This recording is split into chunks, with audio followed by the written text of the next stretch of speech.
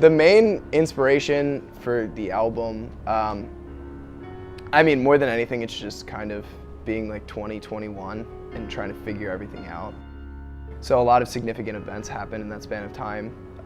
For me, probably one of the more significant events was just in trying to write like the middle part of the record. Like we got started on it, and then I hit like a big block, and then I had to go to a friend's funeral over the summer, and that was kind of like a really jarring experience. It was someone that was younger than me, someone I knew growing up.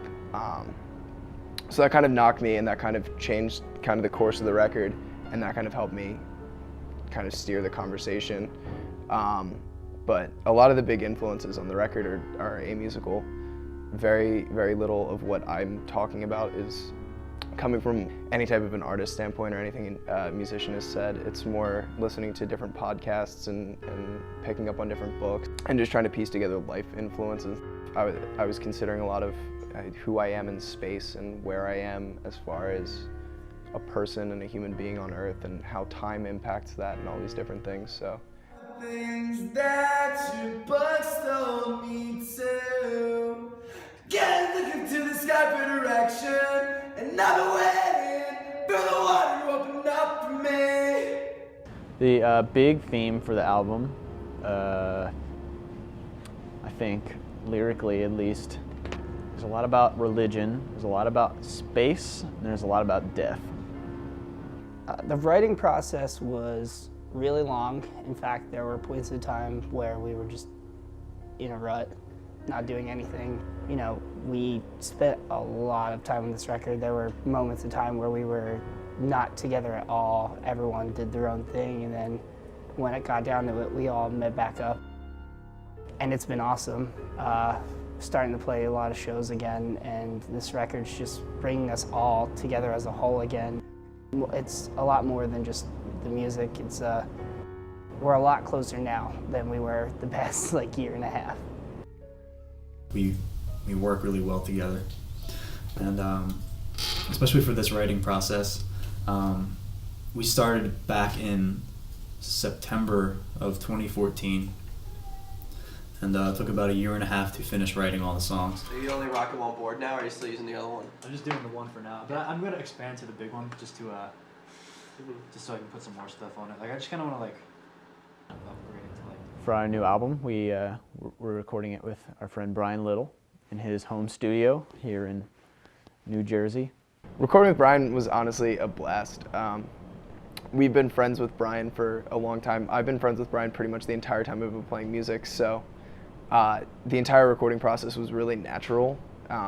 There was never a moment where I thought that like he was pushing too hard or too little. He had the right way of being able to say, okay, you know, this is good, this isn't good enough, being encouraging while also still being strict.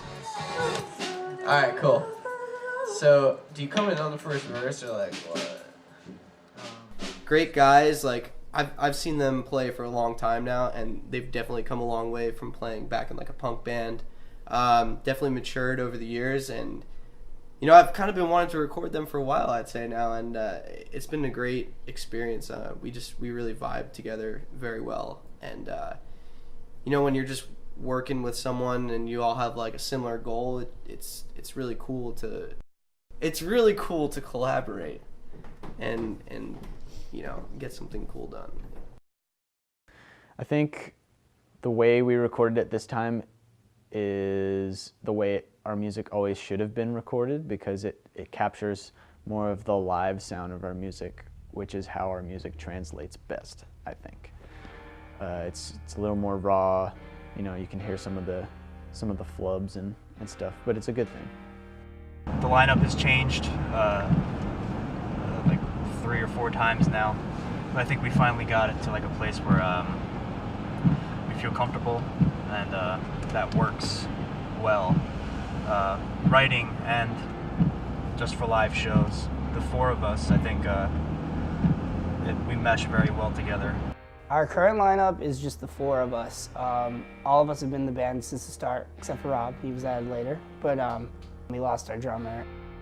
I ended up writing all of the drums for the album, and Yeah, and then I bought a drum set, so now I'm the drummer. I remember when we first started the record, we just started kicking names around and just tossing all these different names through, and nothing was sticking. And we had something for a little while. I honestly can't remember at this point. I was at work one day, and my friend, we'll always talk out loud, or we'll think of something, and we'll think, oh, that's a good band name, or song name, or album name, or whatever, and we'll say it out loud, and we'll share it with each other. Sometimes they're like just corny, goofy ideas. And my friend said out loud, he said, "End of the world music," which sounds kind of like hot water music, but I liked it a little bit. So I texted them all that. And I got a text from Joe that was like, how about, something along the lines of, the songs for the end of the world, or songs for the world ending, or things like that. And we just texted back and forth, and kind of the name came about, and as soon as it hit, it just kind of stuck. As far as Reward's future, it just centers on putting this record out and just trying to play for as many people as humanly possible. I see us touring this record a lot now that we're all out of school, or just working. We can take time off from work, and we're gonna tour as much as possible on this, and we definitely want to see where we can go with it and just make the most out of that.